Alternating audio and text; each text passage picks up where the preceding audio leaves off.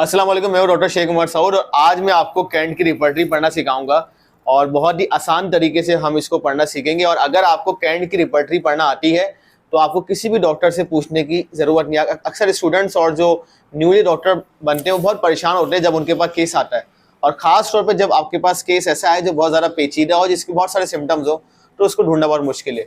Repertory अगर आपको पढ़ना आती है तो अगर आपको 100 सिम्टम भी मरीज के हैं तो ये रिपर्टरी आपको एक दफ़ा बताएगी।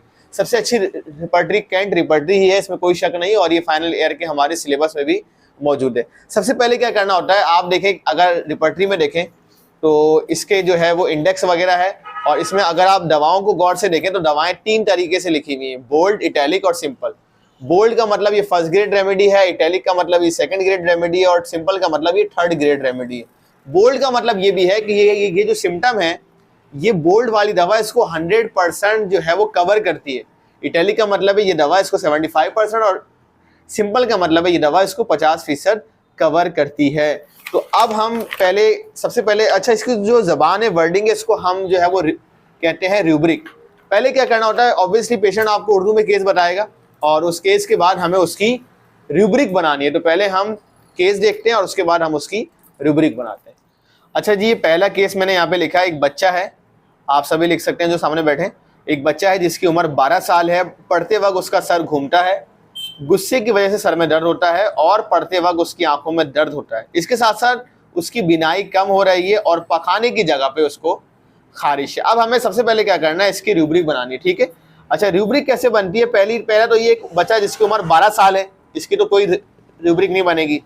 रूब्रिक क्या बनेगी? ये सबसे पहली रूब्रिक बनेगी कि पढ़ते वक्त उसका सर घूमता है। सर घूमने को हम जानते हैं कि हम क्या कहते हैं, बताएं? हम कहते हैं वर्टिगो। तो वर्टिगो की पहले लिखेंगे वर्टिगो, और वर्टिगो कब होता है? रीडिंग। तो हम इसको लिखेंगे रीडिंग वाइल, मतलब पढ़ते वक्त उसका सर घूमता है। सही है, तो ये हमने बना ली पहली रूब्रिक। सेकंड रूब्रिक आप देखें क्या है, वो कह रहा है कि गुस्से की वजह से उसको सर में दर्द होता है। अब इसकी रूब्रिक कैसे बनेगी? इसकी रूब्रिक बनेगी, देखिए ऐसे, पहले आप लिखेंगे हेड, उसके बाद लिखेंगे पेन, और पेन किसी वजह से होता है फ्रॉम एंगर। तो सेकंड रूब्रिक हमने ये बना दी। थर्ड रूब्रिक क्या है, इसमें पढ़ते वक्त आंखों में दर्द होता है। सही है, तो थर्ड रूब्रिक इसकी बनेगी आई, उसके बाद हम लिखेंगे पेन, और कब होता है? रीडिंग। सही है। अच्छा, चौथी रूब्रिक क्या बनेगी? उसकी बिनाई डिम हो रही है। बिनाई को बताएं क्या कहते हैं? बिनाई को कहते हैं विजन। है, विजन कहते हैं, विजन।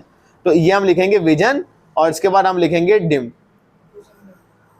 ठीक है, और आप मेरी स्पेलिंग पे मजे हैं, आपको पता है कि डॉक्टर की राइटिंग अच्छी नहीं होती। और पखाने की जगह पे खारिश, पखाने की जगह पे खारिश को क्या लिखेंगे? एनएस नहीं, रेक्टम। हाँ, क्योंकि इसमें रेक्टम का लफ्ज है, रेक्टम इचिंग। अच्छा, अब ये जो है हमारी बन चुकी है रूब्रिक। अब हम क्या करेंगे, इसको हम कैंट की रिपर्टरी में, ये कैंट की रिपर्टरी हम खोल रहे हैं। पहले हम इंडेक्स में देखते हैं कि पहला हमारे पास क्या है, रूब्रिक वर्टिगो।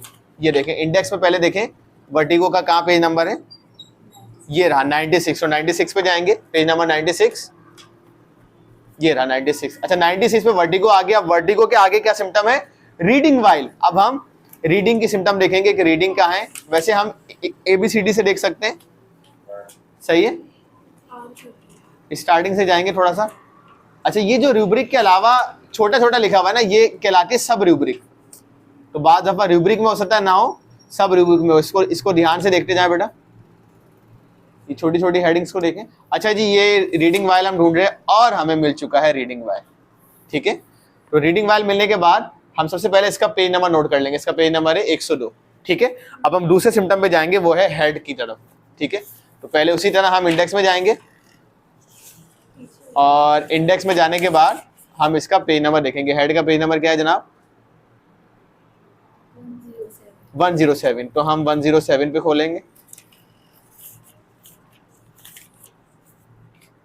107 पे हम हेड आ चुके हैं। हेड के बाद हमें जाना है पेन पे। ठीक है, तो डायरेक्ट हम पेन की हेडिंग में आ गए। पेन शुरू कहाँ से हो रहा है? पेन की हमेशा स्टार्टिंग में जाएंगे कि पेन जो है वो शुरू कहाँ से हो रहा है, क्योंकि पेन एक बड़ा टॉपिक है। ठीक है, अब पेन हमें देखना है रीडिंग। ठीक है, हाँ पेन एंगर, अच्छा पेन क्यों हो रहा है, एंगर की वजह से, ठीक है। तो एंगर ऑब्वियसली ए में मिलेगा हमें। तो ये तो अच्छा पहले इसमें टाइमिंग होती है बाद में शुरू होती है, पहले तो टाइमिंग है जी। तो देखें ये पेज नंबर 250 पे ये लिखा हुआ है पेन वाइल रीडिंग, तो मतलब हमें तीसरी रूब्रिक भी बन गया। अब चौथी रूब्रिक हमारी क्या है, डिम विजन। अब वो ढूंढे, तो पहले ऑब्वियसली हम जो है वो विजन की हेडिंग पे जाएंगे, और विजन की हेडिंग का पेज नंबर, अच्छा जी विजन देखें पेज नंबर 271, तो 271 पे जाएंगे हम, और उसके बाद हम देखेंगे डिम विजन। तो ये देखते हैं कि बड़ा में भी जो है वो क्यूरियोसिटी का शिकार हूँ कि इस बच्चे की दवा क्या निकलती है। विजन, विजन के बाद हमें देखना है डिम, डी ऑब्वियसली डी से आ रहा है, तो DIM ये रहा डिम विजन। देखें बिनाई मध्यम, पेज नंबर 275। अब last but not the least हमारे पास है रेक्टम इचिंग। तो हम किस चैप्टर में जाएंगे, रेक्टम के। तो रेक्टम देखें किस चैप्टर में है, मतलब रेक्टम का पेज नंबर क्या है चैप्टर का, पेज नंबर 606। अभी लिखे नहीं, पहले वो हमें वो वाला पेज नंबर लिखना है जिसपे रूब्रिक है 606, पेज नंबर 606 निकालेंगे, एक साथ पलट दें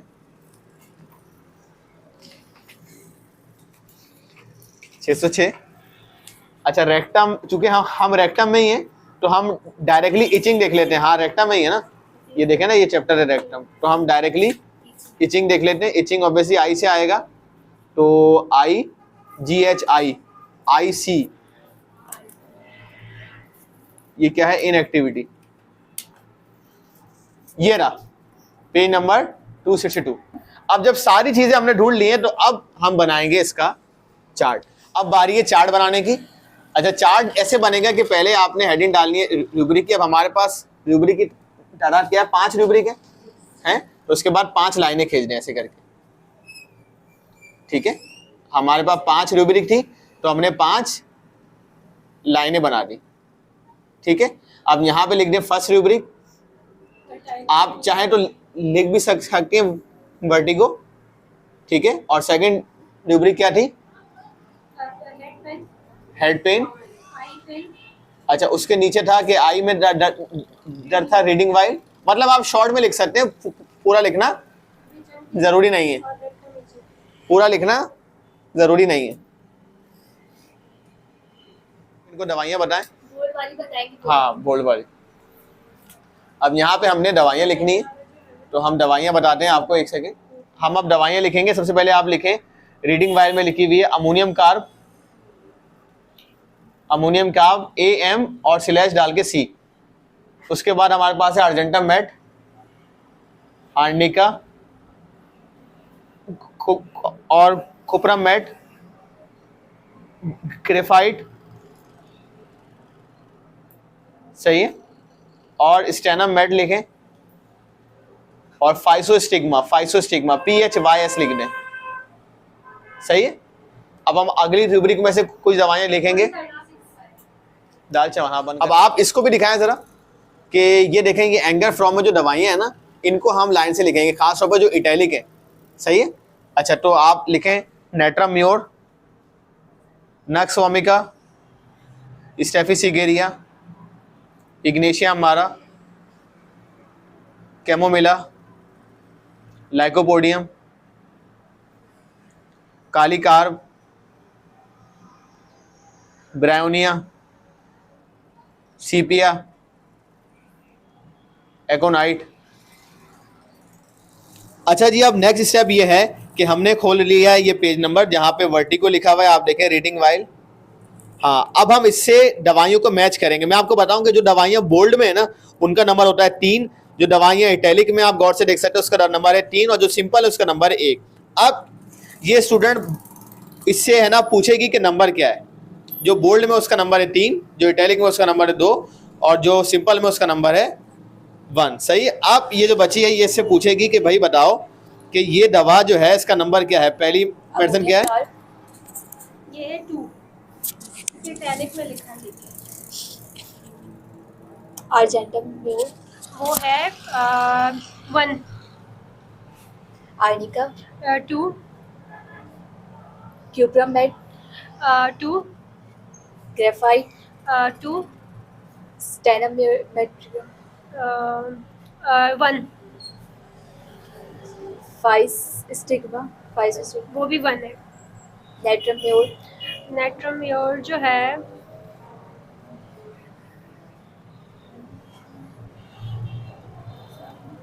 वो वो नेक्स्ट है। डक्सफोबिका, वो नेक्स्ट। अच्छा, इस तरह से देखें, जो दवा इसमें मौजूद नहीं होगी उसमें हम लिख देंगे 0। डक्सफोबिका, आप देखें, इस तरह से हमने सारी दवाइयाँ जो है वो लिख दी। हमने ये देखा कि कौन सा सिम्टम जो है इस दवा में वो कौन से ग्रेड पे है, सही है ना। और मैंने आपको बता दिया, फॉर एग्जांपल मैं आपको समझाऊं कि अमोनियम कार्ब जो है वो वर्टिगो में जो है वो इटैलिक पे थी, और ये जो हेड पेन में अमोनियम कार्ब नहीं थी, इसलिए हमने लिख दिया 0। और आई पेन में भी अमोनियम कार्ब नहीं थी, जबकि डिम विजन में अमोनियम कार्ब 2 नंबर पे थी। अब हम क्या कर रहे हैं, अब हम सबको जो है वो टोटल कर रहे हैं, सही ना। फिर से थोड़ा समझा देता हूँ आपको। फॉर एग्जाम्पल ये दवाई लिखी हुई है, ये है फाइसोस्टिग्मा। फाइसोस्टिग्मा वर्टिगो में जो है वो 1 नंबर यानी कि सिंपल थी, हेड पेन में नहीं थी। और ये जो आई पेन में फाइसोस्टिग्मा 1 नंबर पे, और डिम विजन में फाइसोस्टिग्मा 2 नंबर यानी कि इटैलिक में थी। जो दवाइयाँ बोल्ड पे थी वो हमने 3 लिख दिया है। इस तरीके से सारी हम करें कैलकुलेशन।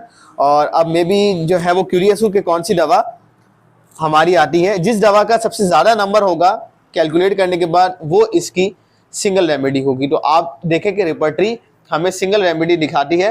तो 7 नंबर किस दवा का आया, बताएं। 2 दवाएं हमारे पास 7 नंबर पे आई है, और सीपिया, ठीक है। सेनेट्राम्योर और सीपिया, ये 2 दवाइयाँ हमारे पास जो है वो हमारे पास आई हैं। हाँ, अच्छा जी, मैंने आपको बताया कि नेट्राम्योर और सीपिया दोनों ने 7 नंबर हासिल किए। अब बाद दफ़ा ऐसा होता है कि हमारे पास एक दवा आती है, लेकिन जब ये 2 दवाएं आती हैं तो कोई मसले की बात नहीं। जब इस तरह से हो तो हम मजीद को केस को देखेंगे। मिसाल के तौर पे हम इन दोनों दवाई को पढ़ेंगे विलियम बोरिक में, और हम ये देखेंगे कि हमारे हिसाब से कौन सी दवा मैच कर रही। और अब हमारे पास ऑप्शन भी है। फॉर एग्जाम्पल, अगर एक डॉक्टर को लगे यार पहले मैं नेट्राम्योर से शुरू करता हूँ, तो आप नेट्राम्योर दें। जब नेट्राम्योर काम ना करे तो आप सीपिया भी दे सकते हैं। तो आप देखें, रिपर्टरी ने ना सिर्फ आपको सिंगल रेमेडी सिखाई, बल्कि आपको ऑप्शन भी दिए।